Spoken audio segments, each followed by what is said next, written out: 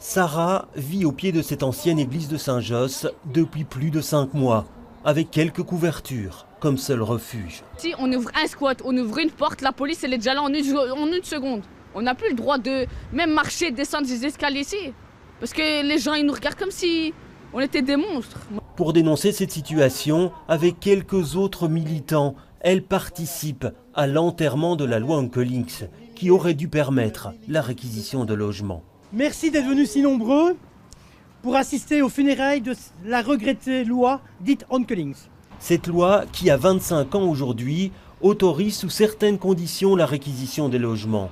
Mais selon le Front commun des SDF, elle est devenue quasiment inapplicable, tant elle est compliquée. Inutile de faire d'autres lois, mais par contre, ce qu'il faut, c'est la mobilisation citoyenne, des interpellations dans les conseils communaux, revenir une fois, 2 fois par an, revenir régulièrement aux conseils communaux pour faire des interpellations, et ça dans toute la Belgique. Et ça, c'est très facile.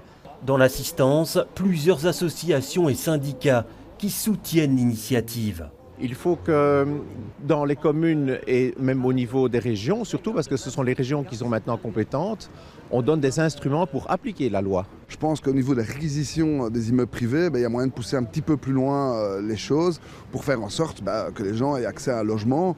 Il faudrait aussi peut-être trouver une façon de fonctionner au niveau de la région pour pouvoir réguler aussi au niveau de tout ce qui est des loyers. La manifestation s'est terminée par l'incinération symbolique de la loi Onkelings. Ces militants appellent à la mobilisation pour la faire renaître de ses cendres.